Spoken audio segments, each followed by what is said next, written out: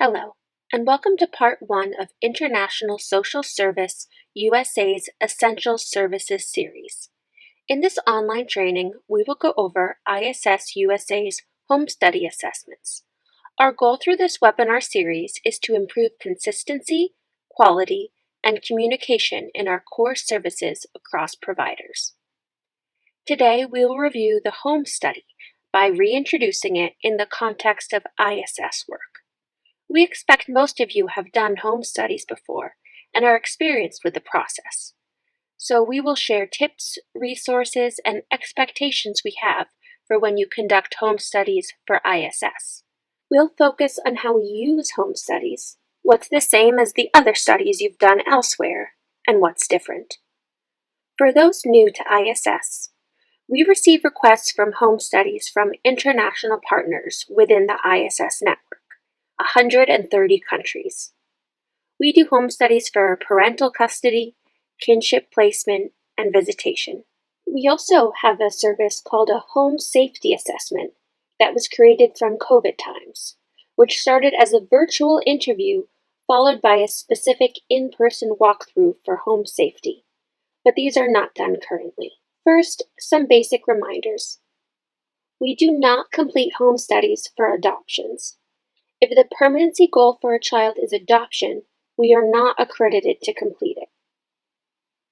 Some people think of ISS USA as an international ICPC, the Interstate Compact on Placement of Children. However, that's by comparison only. Unlike international adoption, where there's a central authority, there is no central body to regulate the cases we work on. ISS as a network relies on USA best practices and the local laws between the sending and receiving country. ISS usually cannot use state child welfare offices to complete home studies. If there is no open case, the child is not in their jurisdiction, and there's no ICPC, then governmental child welfare offices usually won't work with us. That's where you come in as a professional social work contractor. Most of the home study requests come from requesters in other countries, so you'll hear that discussed a lot in this webinar.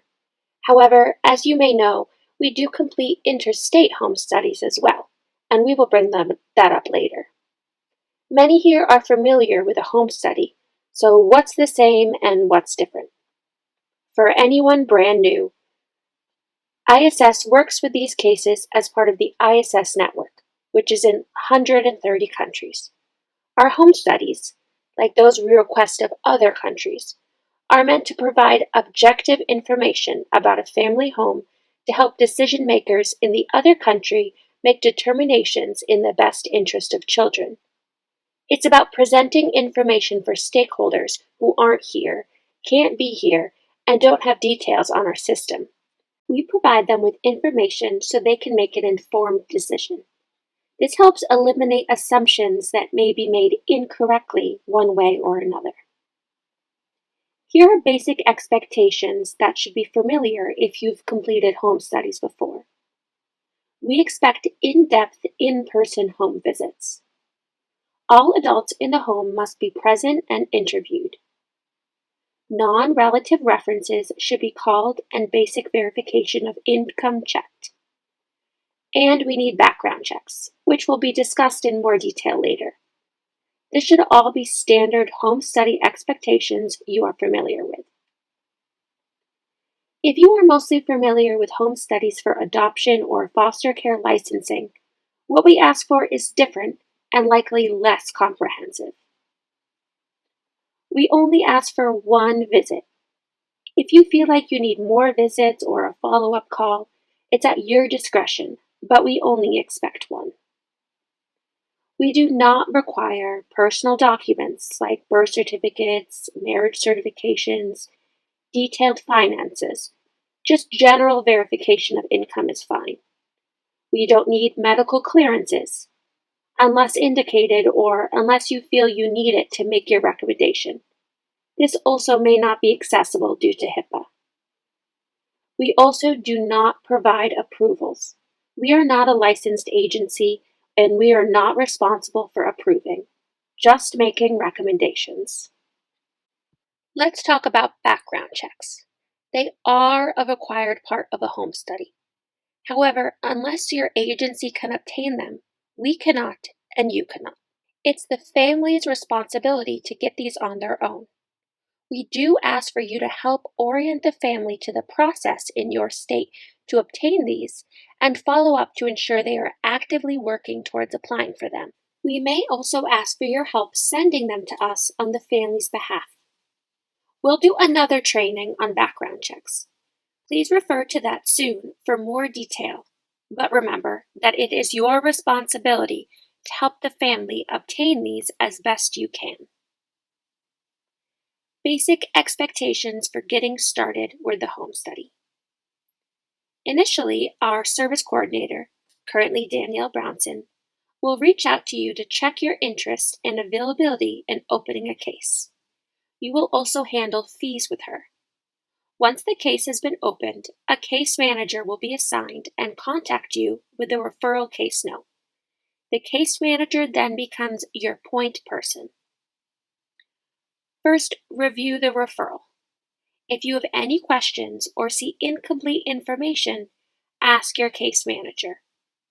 Or if you have any concerns about safety of something that gives you pause, bring this up to your case manager as well.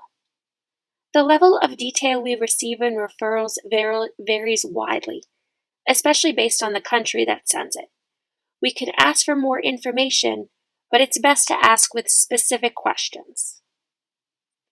Second, you contact the family to introduce yourself, hopefully within a few days of receiving the referral. Give them expectations on what the process will look like, including visiting with prospective caregivers for about 3 to 4 hours. That will depend on the family and number of adults. The visit will consist of interviews with family about their backgrounds, relationship to the child, and plans and expectations for caregiving. They'll need to get a background check and child abuse registry check. You should discuss this with them during the first call. Also, you'll need to check their income. All of this helps the family prepare for what is coming. You can use the home study template we provide to help lead this call if it helps. Next, you set up the visit with the family. Scheduling can be challenging. Make sure they have enough time for a complete visit and that all adults who live in the home will be present. The work should be able to be done in a single visit. If there are challenges to scheduling, contact your ISS case manager. Document these efforts with dates, time spent, and method of communication. You may need that later. Okay, so you're here at the home study. Let's talk about the interviews. They're usually between 3 and 5 hours, and again, they're typically done in one day. All adults in the home must be interviews and have their background check. We reiterate all adults often because sometimes the service requester was not made aware of another adult in the home, for example, a new partner, and so it's missing from the referral form. However, they must still be assessed. This could also be a grandparent, etc. You'll also discuss with them basic community information. Ask about the caregiver's basic familiarity with schools, community centers, health centers, other resources pertinent to the child's needs. We ask that you make general commentary about accessibility of basic services in the area.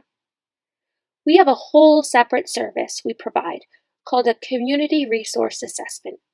In this service, details about the schools and other resources are discussed in more detail. This is not covered in the home assessment other than generally. Please see our training on the Community Resource Assessment for more details about that. Back to the home study. References. You'll need to have calls with 2 non-family members to check references. We don't require them to fill out a form. If you personally would like to use one, that's fine, but we only require a call. Discuss with the prospective caregivers how they're going to verify their income. They can get pay stubs or provide you with letters from employers. You'll also need to get photos of the main living areas and where the child would sleep, just to give a sense of what the living area is like and where the child would be spending time. The family may have other supporting documentation that would support their cause, like letters of support from therapists or other medical providers, report cards from when the child was living with them, family photos, etc. It's at your discretion to review and include them or not, but it's not required either way. Now we'll go over specific resources we provide to help write the home study report. We have a template every contractor should get, as well as a catalog of strong redacted examples you can refer to. The template. Please be sure you request one if you weren't already sent it. We do request you use this template, even if you have others you typically use, as we consider it complete. You'll see under each section there is a place for comments with bullet points. We do prefer notes be written in a narrative format under each section, rather than short sentences for each bullet. The bullet points are meant to guide the discussion, not to be a checklist. If you do use the bullets, please still answer in detail and full sentences. Here are some general recommendations for the sections on the template. It's okay to skip information that does not apply to your specific case. For example, if you're assessing a home for a single father living alone, you do not need to fill out this section for the other adults in the home. However, it's not okay to skip information that the family just doesn't want to go into detail.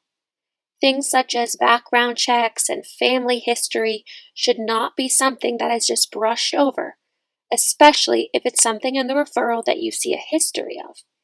If you ask questions and they're not forthcoming, don't just skip it. Please mention in the report that you asked and that they didn't provide more information. If nothing is written about a topic, we will assume the question wasn't asked, so please mention why. Outside of this, if you're asking questions and you feel the need for more information to make a recommendation, or your recommendation would be stronger with more details, please feel free to ask.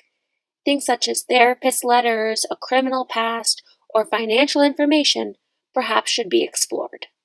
Here is where your ISS home study cases may start differing more than your other home study assignments. Our home studies through ISS are usually related to a child who has lived some, if not all, of their life in another country. We have to think about how that affects the caregiver we're assessing, whether they have lived in the other country or not, and how that may have shaped their experience. If they have lived elsewhere, consider when it was. What was the experience? Was it their childhood? They served in the military abroad? Lived with a former partner internationally? Does the caregiver have a positive or negative experience there? Consider their relationships in the other country. Are they positive or negative relationships? Do they consider themselves bicultural? Also consider adaptation. Does the caregiver have personal experience adapting to a new country? How are they envisioning that as caregivers for the new child? What kind of supports do they have to aid in the cultural transition for the child? The international nature is one of the key differences in our home studies. The only exception to this would be our domestic cases. Assessment of caregiver. The background information is important, but not as much as seen in adoption and other home studies. Instead, the family's motivation to care is what is key. Why this child? Why now?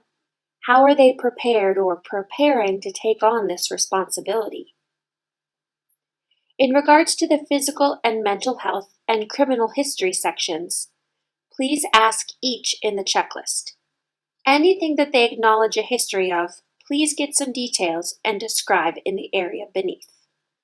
The third core section is called the assessment of the household, though you'll see it still has a focus on the caregiver. It goes into the relationship of caregivers, how they describe their relationship, what their roles are, how they manage arguments and co-parent if applicable. Also, Because of the nature of these home studies typically being a reunification or kinship placement, often there will be one primary contact, such as a parent and a new partner, or a maternal aunt and her husband. In such a case, you should look into how that will affect the household dynamics. How will everyone be on the same page? We recommend you do private interviews with each adult if need be to assess this. Finances. This is about whether income will allow them to meet the child's needs. If finances are tight, again, you can ask for more information and spend more time on this section. Living arrangements and community supports can be a briefer section, but as best you can, make it specific to the information you have about the child. It should be age appropriate and relatable. The next section is about parenting. This is about gathering what the caregiver has done to prepare for parenting this particular child in this moment. How will they discipline, respond to difficult situations, set limits, rely on other adults, and handle emergencies? Acculturation section. Think back to the international questions posed earlier. Here we ask about other types of expectations. Think about what the caregiver understands about the child's relationship with others in the other country, and also important places, culture, language, norms. How is the caregiver preparing to help the child adapt here without asking them to leave their other culture behind? Even if the child is leaving behind an unfavorable caregiver relationship, they may have mixed feelings about leaving their home behind. How would the potential new caregiver value their history, even if the caregiver themselves doesn't have a connection with that country? Lastly, special needs. Because each home study is about a specific child or group of children, any child-specific details we have should be addressed. If the child has a specific diagnosis or a special education need or a mental health history where they've been utilizing a specific type of treatment, those should be addressed. Also consider other identity questions, such as LGBTQ status, if they may cause stress. Any information we have that is specific to the child should be addressed. Please remember to be sensitive around these topics. Here are some other things to consider in our home studies. Remember that these home studies, in many cases, are being sent to other countries that might not be familiar with our system. So please refrain from using lingo or abbreviations. Please also quickly define services or other terminology they may not be familiar with, such as IEP, Medicaid, and SNAP benefits. Also, part of our work is contextualizing for the other country or state what exists in your state, so please contextualize as best you can. For example, you shouldn't simply state what the household income is, but also if it's an income sufficient to cover basic living expenses in their specific town and state. Now, we're briefly going to discuss our interstate home studies, for which requests have been growing. There are some cases where the request is coming from a state in the United States for a non-custodial parent in another state. There are some states where there have been a ruling in their Supreme Court that the ICPC cannot be invoked in some cases. We have arrangements in a few of these states to do these interstate parental home studies where they cannot otherwise get one. The template and process for our interstate home studies are the same as international incoming cases. Cases are opened and handled the same way on our end as well, except for what country is receiving the study. You may see in some of these cases that the caregiver has had some kind of history, either with CPS or having the child removed or where the parent has never been involved. For that reason, the courts often add extra scrutiny to these cases. We've also found that some of these interstate home studies are being requested as part of due diligence. So you may be looking at a family and a home and seeing many red flags and wondering, why are they being considered for a placement? In situations like this, it will feel more like due diligence. If you are not comfortable conducting these studies, please let us know and talk to your case manager for expectations. We have to remind you that even in interstate cases, you should please use the template as closely as possible. Also, please make detailed recommendations. Because it's not our job to approve or deny a family and home, you will find that even if a family has many strengths, they will also have areas for growth. These details will typically be the state's responsibility to help the parent connect with more services and resources. And so the more detailed recommendations you can provide, the more it will help the family. Be sure to document all your contacts and efforts. We see a higher rate of cancellations for our interstate cases, so it's important to document your partial efforts so you can invoice appropriately. A few final reminders. It is not your nor our job to approve a family for placement. You are only assessing to provide recommendations. You are only authorized to share your report with us and the agency that requested them. If the family asks for a copy, advise them to ask their attorney or caseworker.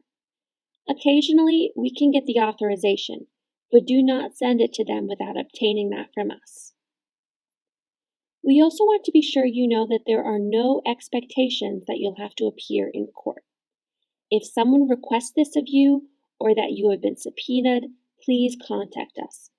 In some cases, we may appear on your behalf, but there's absolutely no expectation that you appear in court or do anything beyond the scope of this service. Once you complete your home study and all the requirements are in, you are done. That being said, we may occasionally request conditional recommendations even after you've been paid if the information arrives after you've already submitted your report. Lastly, be sure to document all your contact and efforts as we may wind up needing a letter of efforts from you. A letter of efforts, if requested, would include dates, summary of the duty, contact made, and, if applicable, an analysis of the contact, how it went, what your impression was. This will also help you get paid for your work even if the service winds up being canceled. Last reminders. We are reviewing for content and quality, not proofreading, so please do your own spell checking and grammar checks. We do review it before we send it along, but that's to ensure there's no glaring information missing and that everything is complete. We ask for it to be in a good quality state when we receive it. As for updates and addendums, they may be requested subsequently. For example, if an agency comes back and they have more questions about the information that you have included in the report and they want more clarity on it, we'll likely just ask you to clarify. If they are asking for information that should have been in the original home study report, as it's part of the template and expected requirements, we will ask you to update that as part of the service. If they come back and request a whole new section of work, for example, a grandparent just moved in and they will need to be assessed as well, that would be considered a new service as it's new information, and we would compensate you for updating or providing an addendum. Many times we are asked to do an annual update if there has been no resolution to the case yet and the family is still being considered for placement. This would be a new service with a new scope of work agreement with us. These often are significantly less time-consuming. You are not expected to provide any type of ongoing support or case management for the family. If they call you for something here and there and ask for your support, you are not expected to provide it. If you find that they are taking advantage of having your number, please let us know so we can put a stop to it, though this happens very rarely. It's important to remember that just because a home study is quite positive and the caregiver is ready to take on the responsibility of welcoming in a child, the child may still not be placed there for a variety of reasons. This does not mean the home study was a failure. We are part of one piece of the concurrent planning process. So it's possible the child may have been reunited with their primary caregiver or may have found permanency with someone closer to them. A child not being placed in a positive home doesn't mean that a major injustice has been carried out, though it's hard that we don't often know the final outcome of many of these cases. Just please keep this all in the back of your mind. If a family asks you about any of this, please refer them back to their case manager. The following Q&A questions were asked in our live training on home studies. The contractors who attended asked questions I believe you will learn from as well. One social worker asked, if we have hesitations about making a recommendation, how would you recommend spelling that out in the home study?